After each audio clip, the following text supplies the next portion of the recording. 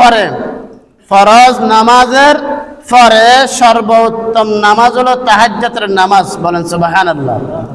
এই তাহাজ্জুদের নামাজ পড়ে দুই হাত তুলে আল্লাহ দরবারে কান্নাকাটি করেন, দেখবেন আপনার চোখের পানি জমিনে পড়ার আগে আল্লাহ পাকের আরশে আজিমে পৌঁছে যাবে। বলেন সুবহানাল্লাহ। এজন্য আল্লাহ পাকের আরেফিনগণ আল্লাহ দরবারে কান্নাকাটি করতেন, আয় খোদায়ে मेरे सत्तारुल अयूब, मेरे मौला मेरे गफ्फारुज जुनूब, मैं बदी में आफे हो अफली मिसाल, बद अमल बद नफ्स बद खो बद खिसाल, सुन मेरे मौला मेरे फरियाद को, आ मेरे मालिक मेरे इमदाद को, तू जो चाहे पाक हो मुझसे फलीद, फजल से तेरे नहीं कुछ भी बाईद। আল্লাহ পাকের আরেফিনগণ গভীর রজনীতে নামাজ পড়ে আল্লাহর দরবারে দুই হাত তুলে কান্নাকাটি করতেন, ওগো আমার দোষ ত্রুটি গোপনকারী প্রভু, ওগো আল্লাহ আমি আমার উদাহরণ দিচ্ছি, আমার মতো নাফরমান, আমার মতো পাপী, আমার মতো বচ্চরিত্র পৃথিবীর জমিনে আর কেউ নাই। সুন মেরে মাওলা মেরে ফরিয়াদ কো, আয় মেরে মালিক মেরে ইমদাদ কো, ওগো আল্লাহ তুমি আমার ফরিয়াদটুকু শুনো, আমি আমার উদাহরণ দিচ্ছি, আমার মতো নাফরমান কেউ নাই, আমার মতো বচ্চরিত্র কেউ নাই, আমার মতো পাপী আর কেউ নাই। আল্লাহ তুমি যদি চাও আমার মতো পাপীকে মুহূর্তের ভিতরে তুমি মাফ করে দিতে পারো, পারে কি পারে না বলেন? तू जो चाहे फाके हो मुझसे फलीद, फजल से तेरे नहीं कुछ भी बाईद। ওগো আল্লাহ তুমি যদি চাও মুহূর্তের মধ্যে তোমার পাপীকে তুমি মুহূর্তের ভিতরে ক্ষমা করে দিতে পারো, তুমি চাইলে তোমার রহমত দিয়ে তোমার ওই বান্দাটাকে তোমার রহমতের ছায়া তলে নিয়ে নিতে পারো। এজন্য গভীর রাত্রে যখনই উঠবেন, রমজান মাসের রোজাকে ওসিলা করে ভোর রাত্রে আমি আপনি ঘুম থেকে উঠিয়া উজু করে 2-4 রাকাত নামাজ পড়ে আল্লাহর দরবারে দুই হাত তুলে কান্নাকাটি করে দোয়া করবেন। এজন্য বাবারা আমি আপনি প্রত্যেকে গুনাহগার, আল্লাহ রাব্বুল আলামিন হলেন গফফার। বান্দা গুনাহ করবে এটা বান্দার খাসিয়াত, আল্লাহ রাব্বুল আলামিন মাফ করে দিবে, এটা কিন্তু আল্লাহ পাকের গুণ। এজন্য বান্দা আল্লাহর কাছে যদি গুনাহ মাফ না চায় তাহলে আল্লাহ তাআলা মাফ করবে কিভাবে? এজন্য প্রতিটা মানুষ রমজান মাসে 5 ওয়াক্ত নামাজ পড়ে আল্লাহর কাছে দোয়া করবেন। রাসূলুল্লাহ সাল্লাল্লাহু আলাইহি ওয়াসাল্লাম দোয়া শিখিয়ে দিলেন 7টি কাজ রমজানের মধ্যে বেশি বেশি করার জন্য। কয়টি কাজ বলেন? কয়টি কাজ? 4টি কাজ রমজান মাসে বেশি বেশি করে করার জন্য নবীজি বলে গেছেন উম্মতদেরকে। 1 নম্বর কাজ নবীজি বলেন, ও আমার উম্মতরা রমজান যখন আসবে তখন তোমরা বেশি বেশি জিকির করবে, লা ইলাহা ইল্লাল্লাহ, লা ইলাহা ইল্লাল্লাহ, লা ইলাহা ইল্লাল্লাহ মুহাম্মাদুর রাসূলুল্লাহ সাল্লাল্লাহু আলাইহি ওয়াসাল্লাম। বেশি বেশি জিকির পাঠ করবেন, 5 ওয়াক্ত নামাজ পড়বেন, সময় করে নেন। রমজান মাসে তো কাজও নেই, নামাজ পড়ে বসে বসে 100 বার আপনি একটা তাসবিহ নিয়ে লা ইলাহা ইল্লাল্লাহ জিকির করেন, তাহলে সব ইবাদত হবে। কারণ রাসূলুল্লাহ সাল্লাল্লাহু আলাইহি ওয়াসাল্লাম 4টি পরামর্শ দিয়েছেন উম্মতদেরকে যে উম্মত পবিত্র মাহে রমজানে তোমরা 4টি কাজ বেশি বেশি করবা।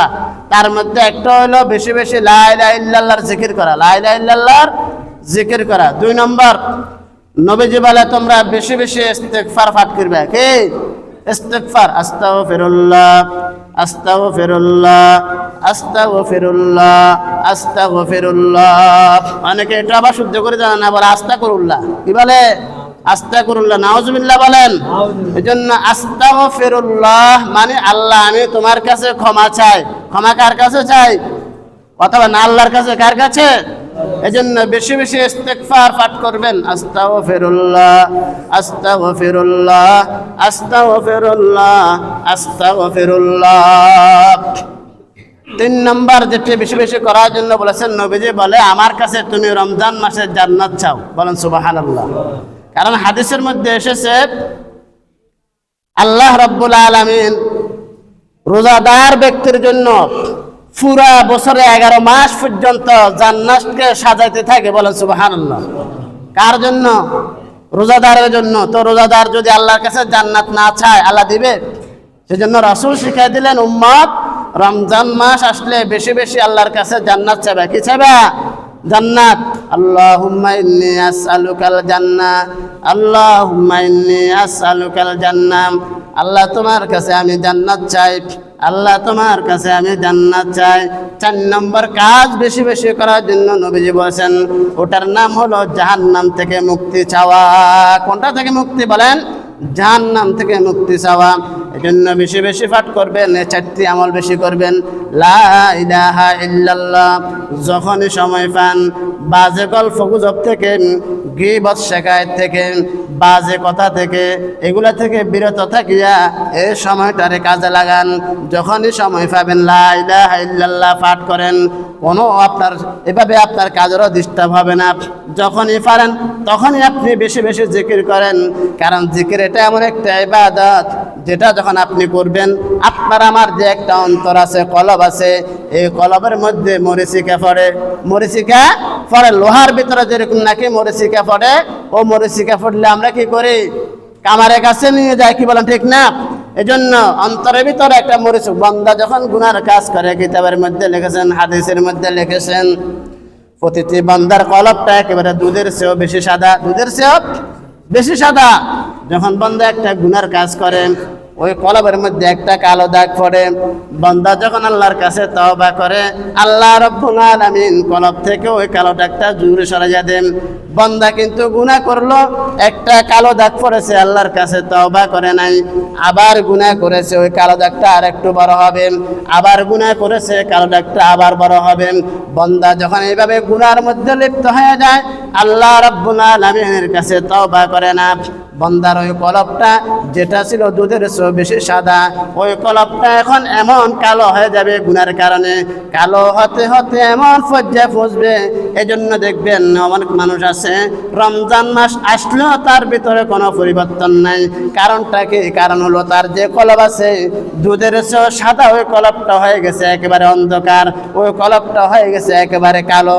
ওই কালো কলবটা কালো হয়ে যাওয়ার কারণে ওইখানের ভিতরে আর হেদায়েতের আওয়াজ, হেদায়েতের বাণী, হেদায়েতের আলো আর ওইখানে পৌঁছে না। আছে না সমাজের ভিতরে এরকম? দুই একজন দেখবেন পুরা রোজার মাস জীবনেও সে মসজিদের পাশে দিয়ে আসে নাই। আছে না এরকম?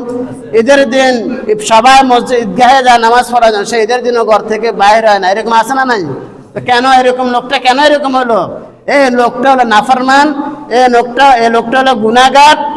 এই লোকটা নাফরমানি করতে করতে করতে তার যে কলব ছিল দুধের চেয়ে সাদা, ওটা একেবারে কালো হয়েছে, যার কারণে ওইখানে আর আলো পৌঁছে না। আলো পৌঁছে না। আলো না পৌঁছার কারণে তার কাছে আজান দিলে মনে হয় না যে আজান, নামাজ হলে মনে হয় না যে নামাজ, আলোচনা মনে হয় না যে আলোচনা। তার কাছে সব এক লাগে, সব এক লাগে। এই জন্য বেশি বেশি আমল করবেন রমজান মাসে। এই জন্য বেশি বেশি লা ইলাহা ইল্লাল্লাহ পাঠ করবেন। এটা হলো কি? আপনি যখন লা ইলাহা ইল্লাল্লাহ পাঠ করবেন, এখানে একটা ইল্লাল্লাহ বলে ধাক্কা দিবেন, আপনার কলব থেকে মরিচিকা দূর হয়ে যাবে। বলেন সুবহানাল্লাহ। এরপর বেশি বেশি ইস্তিগফার পাঠ করবেন, আস্তাগফিরুল্লাহ। আপনি পুরোটা না পারলেন না, এটা তো পারেন, আস্তাগফিরুল্লাহ, এটা তো পারবেন। আস্তাগফিরুল্লাহ, আস্তাগফিরুল্লাহ বেশি বেশি পাঠ করবেন। এরপর আল্লাহর কাছে দোয়া করবেন, আল্লাহুম্মা ইন্নী আসআলুকাল জান্নাত ওয়া আউযু বিকা মিনান নার। আল্লাহ তোমার কাছে আমি জান্নাতের আশা রাখি, ওয়া আউযু বিকা মিনান নার, এবং জাহান্নাম থেকে তোমার কাছে মুক্তি চাই। এটা যদি আরবিতে না পারেন, বাংলাতে দোয়া করবেন, আল্লাহ তোমার কাছে আমি জান্নাত চাই, জাহান্নাম থেকে মুক্তি চাই। এটা পারতেন না? আরবিটা না পারলে বাংলাটা তো পারবেন। আল্লাহ তোমার কাছে জান্নাত চাই, জাহান্নাম থেকে মুক্তি চাই। এজন্য এই কাজটা করবেন।